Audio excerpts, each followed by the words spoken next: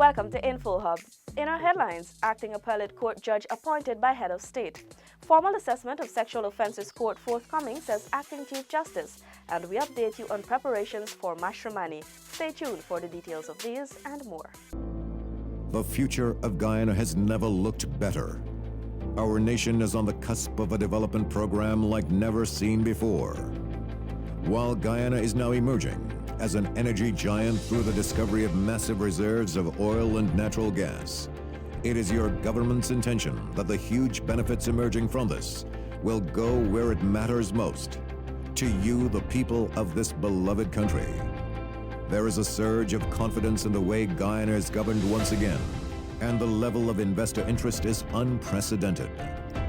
Guyana is poised to become the breadbasket of the region, and the pace at which this nation will grow through prudent fiscal management will be nothing short of impressive.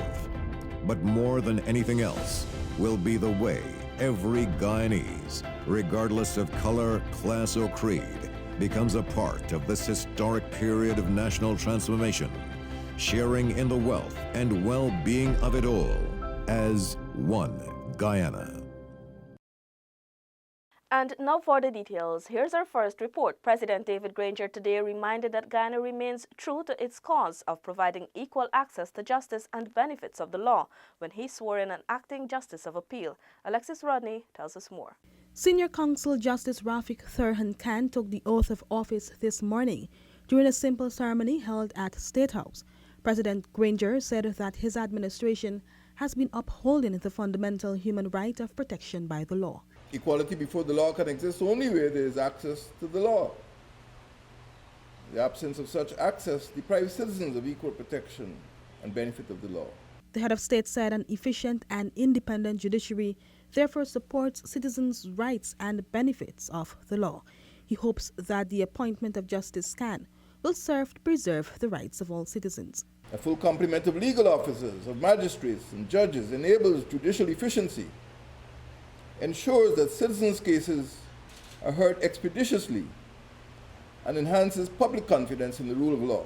Justice Khan, who has been in practice for some 33 years, said he has agreed to serve a 6-month period with the possibility of an extension. He said that his vast experiences in civil and criminal law are what he is bringing to the table. Alexis Rodney for InfoHub.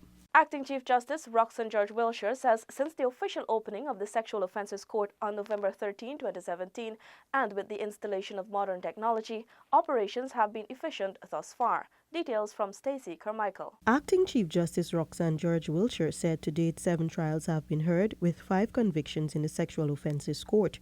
The average length of a trial currently stands at 4 days. The longest trial has been 8 days and the shortest 3 days. We think the court is working fairly well. We're going to be doing an analysis of the stats for the court in the coming weeks to get an assessment of how it's, a formal assessment of how it's working. But from all reports, it is going fairly smoothly. The purpose-driven court is equipped with modern technology, eliminating the need for the judge to manually record the proceedings, Justice George Wilshire explained. It has recording facilities so that the judge does not have to write the evidence manually in manuscript. It has a audio-visual room so that which is a special measures room, from which the witnesses can testify. Justice Simone Morris Ramlal presently presides over the Sexual Offences Court. The court is housed in the Supreme Court and represents the commitment of the judiciary to be responsive to the concerns raised in society about the conduct of trials of sexual offences cases. Chancellor of the Judiciary, Justice Yonit Cummings Edwards, at the opening of the court in November last year, said victims and witnesses of sexual offences require specialist treatment.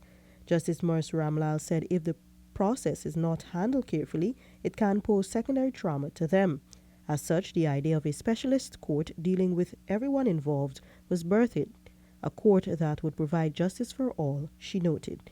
For InfoHub, Stacey Carmichael. Tiffany Rogers tells us that materials for ExxonMobil's Liza field development have already begun arriving in Guyana. Last week, the first shipment of pipe arrived at the Guyana Shore Base Inc. facility, Director Lars Mangle noted. So we're ahead of schedule, below budget. and definitely on track to execute to exceed Exxon's expectations. The pipes will be stored and cleaned at the shore base facility located in Houston on the east bank of Demerara before being shipped offshore. This is occurring even as the facility finalizes construction, General Manager Glenn Lockwood said. The shore base has been constructed in record time. We're just finishing up the warehouse and the pipe wash and other things, but we're getting ready. Minister of Natural Resources Raphael Trotman said these developments are indicators of Guyana's closeness to first oil in 2020. That's something to be celebrated. It is not a joke, it's not an illusion. It has started to happen. The 28-acre warehousing and logistics base will see services that were previously accessed in Trinidad and Tobago by Exxon being brought to Guyana. For InfoHub, Tiffany Rogers. Myconi community of Hydam gets its first ever asphaltic concrete road. Ronetta LaFleur was there and filed this report. Residents of Rebecca's Lust, also known as Hydam in Myconi, are benefiting from an asphaltic concrete road for the first time. Project engineer at the Ministry of Public Infrastructure, Anthony Haynes, explained that the initiative was undertaken following a request by the regional administration for the upgrade of the deplorable road. The road was in a deplorable state. In fact, it wasn't a road. It was kind of part Orton Dam, part pond for about 300 meters. The project includes excavation and filling with white sand and loam.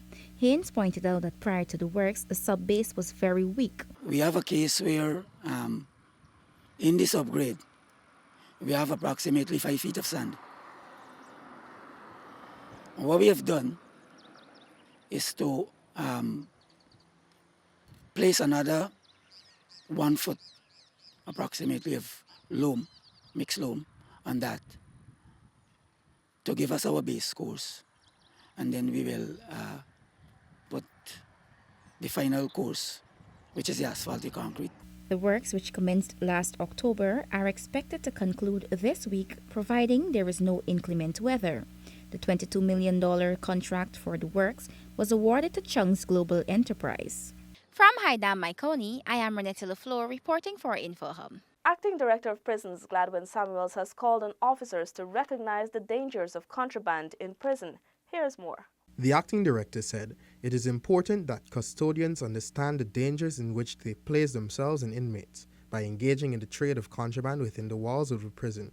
There have also been instances whereby you're told that prisons would make calls to prisoners' relatives and demanding that they put credit in the phone, especially after they might be granted a 1-minute phone call. The prison need a $500 top-up. There have been some reports of persons being assaulted as a result of their family not being able to put in the credit that is required. So there are a set of spill-off, or a number of spill-off that comes from the illegal activities of both prison officers and prisoners. Samuels explained that while the incentives of such illegal trades seem lucrative, prison officers must exhibit strength of character so that they may avoid the pitfalls of dirty money. We would have seen in 2017 and even before a number of prison officers being prosecuted for their involvement in the smuggling of contraband into the prison. We would have also seen a number of prisoners prosecuted because the sale of contraband is deemed to be a very lucrative business in the prison. Persons will continue to take chances in terms of getting these items in because whatever they can garner from such activities on the road is multiplied by some figure, sometimes 2, probably 3, and even 4 in the prison because of the shortage of supply at times. Samuels added that the prison service is ensuring new recruits are properly vetted and monitored because if you're not mentally strong, you can be easily persuaded by prisoners to do wrong things in terms of being involved in the trafficking of contraband. Regional matrimony activities have been deemed successful. Plans are in place to take national activities nationwide in coming years. Here is Zanil Williams. Matrimony coordinator Andrew Tyndall says taking the events regionally has been the main drive of the Ministry of Social Cohesion. Reason being, matrimony belongs to all Guyanese, and as such, they should be given the opportunity to embrace and celebrate the country's Republican status. Decentralizing the national events, Tyndall says, has seen tremendous support. Based on the kind of support that we would have seen this year, we would have received this year, definitely consideration will be given to adopt this as kind of the new structure and the way we roll out MASH, where we allow persons who do not live in Georgetown, persons who live in the outlying regions. Some of the events hosted regionally were the Junior Calypso Monarch in Maikoni Region 5, Senior Calypso Competition in Lethem Region 9, Steel Band concerts in Regions 6 and 3. We had a crowd of about 2,500 plus, and that's the largest crowd that we've ever seen at a Junior Calypso competition. In Lethem, again for the semifinals of the adult calypso competition, we saw somewhere around 2,500 to 3,000 persons. In Linden, we had over 4,500 persons attend that. And as I said, in Bartica, while we didn't get the expected turnout, it was largely due to the weather, but a number of persons were excited about the competitions. The only region not hosting MASH activities was Region 1, Barima-Waini.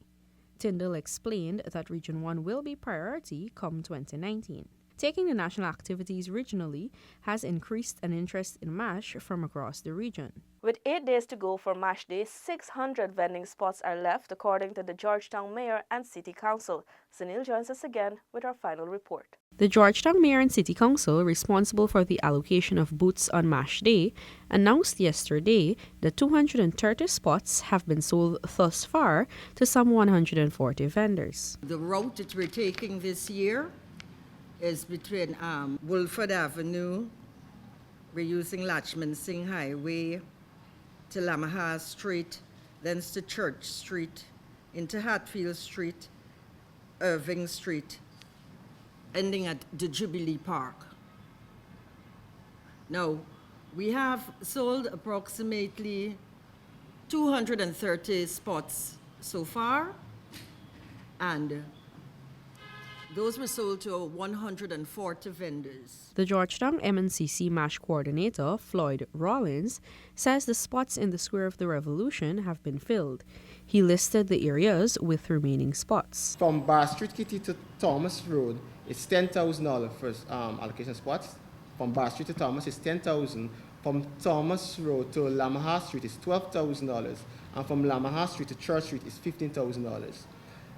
As also what she mentioned, Square of the Revolution has already been filled to capacity in terms of vendors because we are only allocated a small portion of the Square of the Revolution, and there we placed 24 spots for vendors, and all were occupied thus far. On Irving Street, from Church to Forshaw, all the spots were not completely occupied, but because we want to avoid any eventualities on that day, we plan to leave out a few spaces just to ensure some flexibility on that day. The procedure to purchase a vending spot is as follows. Interested persons are required to go on ground and choose a marked spot and submit the spot number to the City Council for approval. The MNCC has awarded the after-MASH cleanup to outside contractors since they want the street cleaning to commence on Saturday, February the 24th from 4 a.m. and hopefully to be completed by 11 a.m. Zanil Williams for Info Hub. Please note that on February 15, you can check out the Pan Miners Steel Pan competition at the Theatre Guild and the children's competitions at the National Cultural Center. Check our website or Facebook page for more details as we bring you updates on Republic Day and Mashramani activities. Thanks for watching. Remember to connect with us 24/7 on our website and social media. Goodbye.